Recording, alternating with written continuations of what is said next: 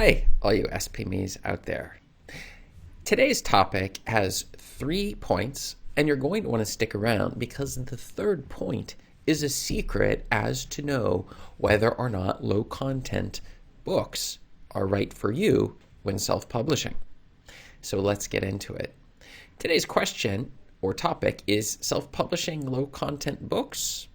And this is an excellent question that I often hear from authors who are wondering, maybe there's an opportunity to make money in the area of low content books. Now, you first may be wondering, what exactly is a low content book?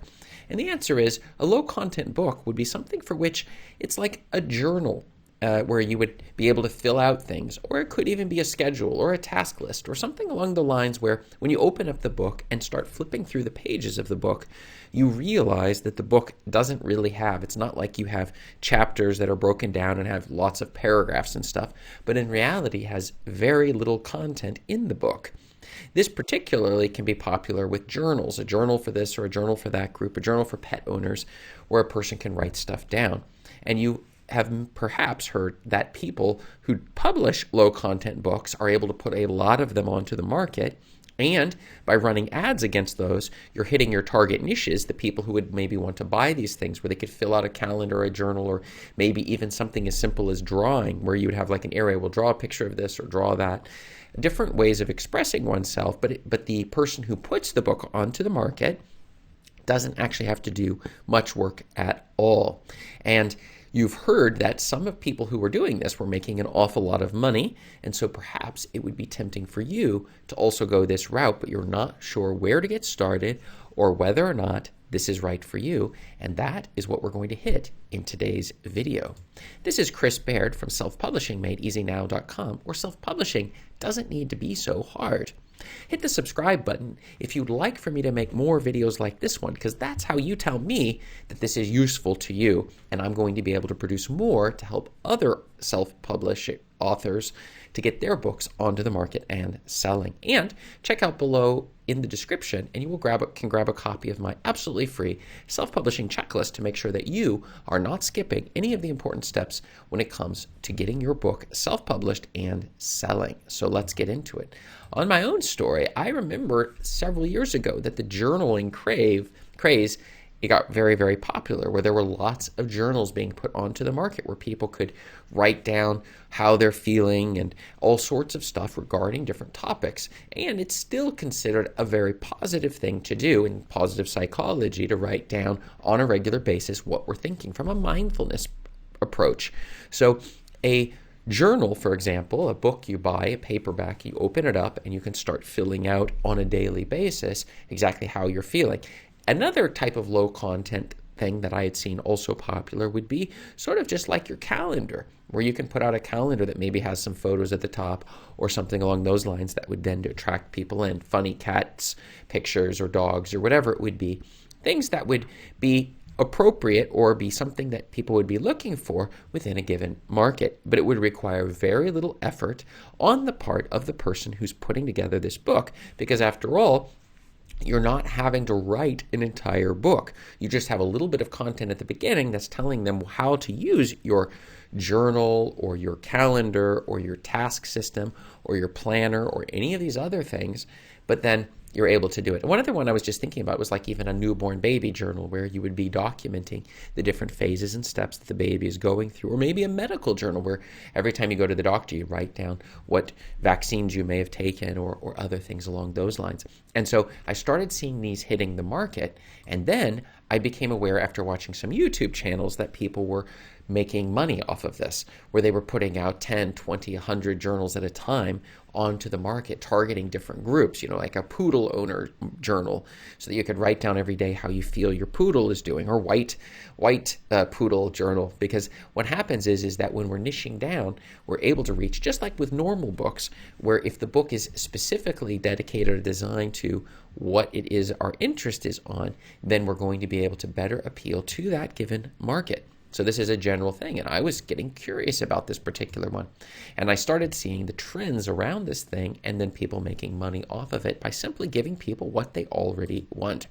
But I then started to see that many sites saw what was happening, which is that their sites were being flooded with these low-content journal books or whatever you might call them, and they started banning people or banning book authors from publishing these books on there, which makes it a little bit risky. And so that was one of the reasons why I decided not personally to go into it, though I could still understand doing it. But if we were going to do this low content books, the first thing I would say, it's worth exploring the latest trends. So if we see that a trend is breaking out, whether it's coloring or whatever it is, there's no reason not to jump in on it as long as it's not in violation of the terms of the website that we're doing it on. So I don't think you're going to get banned for following a trend as long as it's not trademarked or owned by somebody else. I have seen people get banned for that reason, but not for this particular one. And paying attention so that if a company like Amazon, or in the case I remember seeing it was in Lulu or Ingram Spark, where they were saying, we don't want your low content books on here.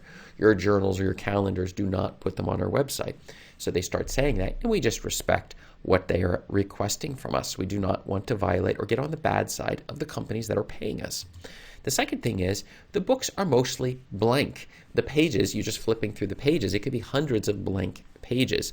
And that can be a little bit of an idea, which would be, is this maybe unethical when we are putting these low content books on the market because a person buys it and there's nothing in there. It's simply blank page after blank page, and the people get frustrated, maybe give you low reviews. But the counter to this is we would have it within the description so that they're not going to get this and be disappointed.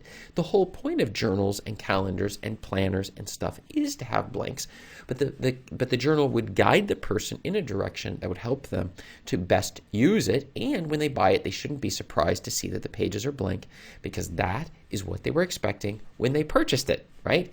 Because they can't be all complaining about it, all whiners, because of getting something that it already told them in the description that that's what they would be getting. So the first thing is, it's not a good idea in the long run since you aren't building an audience. That's one of the reasons I would say this probably isn't a good idea. And that's the secret answer of the day, which is because we're not building an audience. Once we've sold our white poodle journal, we're not going to then be able to sell our black poodle journal to the same person because it's just the same book. So we're really not building an audience over time, and we're not niching down to a specific audience. So it's really just a one-off sale, and it's a trend. And so it can become very unpopular if you just give it a period of time. And this is the reason, like with coloring books, very popular for a short period of time, and then they lose their popularity as we continue on. But it is important to note that it's nothing unethical about doing this low content publishing, because we're not misleading anybody. We're simply selling people something that's already popular, but we need to make it clear that many of the pages will be blank, and that when they're going into it, when they get it, they will not be disappointed when they do it. They also have the ability to flip through the book, like on Amazon and stuff. Allow them to look through the pages so that there's no misunderstanding to what exactly we're selling them. And I believe that many people will be happy with a purchase like this, because journaling is a very powerful skill set to gain clarity over your own internal thought processes. And so what you're selling is something that would be useful. I also find journaling very useful, but I don't need to pay $20 to get a journal in order to do it. I can simply use my iPad and take notes inside one of the handwriting note apps on the thing, as opposed to actually paying money for it. But for some people, this could meet a need. And so I'm saying that this may be something worth considering. And also, jumping on fads can also be very profitable. So I'm not arguing against that. I'm just saying for a long term, it's difficult to build a business off of this. And also, many of the main websites where we will publish our books, they're saying we do not want these books. So you need to be aware of which books they're saying we don't want them. And so that's something else that you need to keep in mind. So my question for you today is, have you published a low content book? And if you have, write yes below in the comments. And if you've never done it, write no below in the comments. And that will help me better understand where you're coming from, so I can put videos out on the topics that best address the problems you're facing. And check up above me here for more video answers to your self-publishing questions. Thanks.